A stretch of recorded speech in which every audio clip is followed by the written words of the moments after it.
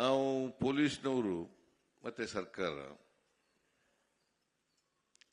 ಈ ಎಲ್ಲ ಜನರ ಆಸ್ತಿ ರಕ್ಷಣೆ ಮಾಡ್ತಕ್ಕಂಥದ್ದು, ಮಾನ ಮರ್ಯಾದೆಯನ್ನು ಕಾಪಾಡ್ತಕ್ಕಂಥದ್ದು, ಮಹಿಳೆಯರಿಗೆ, ಮಕ್ಕಳಿಗೆ, ದುರ್ಬಲ ವರ್ಗದವರಿಗೆ ರಕ್ಷಣೆಯನ್ನು ಕೊಡ್ತಕ್ಕಂಥದ್ದು, ಒಟ್ಟಾರೆಯಾಗಿ 7 ಕೋಟಿ ಜನರಿಗೂ ಕೂಡ ನೆಮ್ಮದಿಯಿಂದ ಬದುಕತಕ್ಕಂಥ ವಾತಾವರಣವನ್ನು ಕ್ರಿಯೇಟ್ ಮಾಡ್ತಕ್ಕಂಥದ್ದು, ನಿರ್ಮಾಣ ಮಾಡ್ತಕ್ಕಂಥದ್ದು ಸರ್ಕಾರದ ಕೆಲಸ, ಪೊಲೀಸ್ನವರ ಜವಾಬ್ದಾರಿ. ಇದನ್ನು ಮಾಡಿದಾಗ ಮಾತ್ರ ಜನರು ನೆಮ್ಮದಿಯಿಂದ ಬದುಕಲಿಕ್ಕೆ ಸಾಧ್ಯ ಆಗ್ತದೆ. ಜೊತೆಗೆ ರಾಜ್ಯದ ಅಭಿವೃದ್ಧಿನೂ ಕೂಡ ಆಗಲಿಕ್ಕೆ ಸಾಧ್ಯ ಆಗ್ತದೆ. ಕರ್ನಾಟಕ ಪೊಲೀಸ್ನವರು ಮೊದಲಿಂದಲೂ ಕೂಡ ಒಳ್ಳೆ ಪೊಲೀಸ್ ಅಂತಕ್ಕಂಥ ಹೆಸರನ್ನು ಪಡ್ಕೊಂಡಿದ್ದಾರೆ.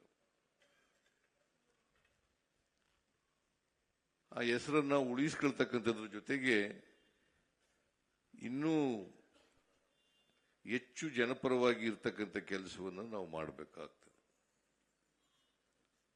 ಈಗ ಪೊಲೀಸ್ ಸ್ಟೇಷನ್ಗಳು, ಹೊಸ ಹೊಸ ಪೊಲೀಸ್ ಸ್ಟೇಷನ್ಗಳು ಅವು ಬೇಕು. ಹೊಸ ಪೊಲೀಸ್ ಸ್ಟೇಷನ್ಗಳು ಬೇಕಾಗ್ತದೆ. ಯಾಕಂದ್ರೆ ಪೊಲೀಸ್ನವರು ಕುಳಿತು ಕೆಲಸ ಮಾಡಬೇಕಾದ್ರೆ ಪೊಲೀಸ್ ಸ್ಟೇಷನ್ಗಳು ಬೇಕಾಗ್ತದೆ. ಜನರು ನ್ಯಾಯ ಒದಗಿಸ್ಕೊಡಿ ಅಂತೇಳಿ ಕೇಳ್ಕೊಂಡು ಪೊಲೀಸ್ ಸ್ಟೇಷನ್ ಬರಬೇಕಾಗ್ತದೆ. ಅವ್ರಿಗೆ ಅನ್ಯಾಯ ಆದಾಗ, ಅವ್ರಿಗೆ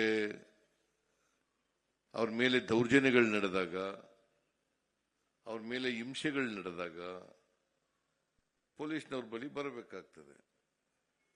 ಸೊ ಅದಕ್ಕೆ ನಾನು ಅನೇಕ ಸಾರಿ ಪೊಲೀಸ್ನವರ ಸಭೆಗಳಲ್ಲಿ ಹೇಳಿದ್ದೀನಿ, ಒಂದು ಯಾರೇ ಬಂದರೂ ಕೂಡ ಆ ಫಿರ್ಯಾದನ್ನ ಸ್ವೀಕಾರ ಮಾಡತಕ್ಕಂಥ ಕೆಲಸವನ್ನು ಮಾಡಬೇಕು. ಮತ್ತೆ ಅವರನ್ನ ಜನಸ್ನೇಹಿಯಾಗಿ ಇರ್ತಕ್ಕಂಥ ರೀತಿಯಲ್ಲಿ ಇರಬೇಕು.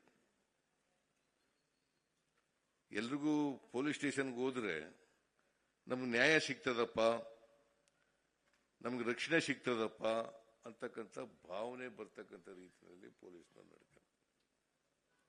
ಇದನ್ನು ಅನೇಕ ಸಾರಿ ನಾನು ಹೇಳಿದ್ದೀನಿ. ಇವತ್ತು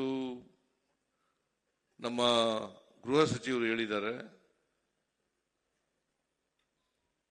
ಅಪರಾಧಗಳು ಕಡಿಮೆ ಆಗ್ತಾ ಇದ್ದಾವೆ ಅಂತಕ್ಕಂಥ.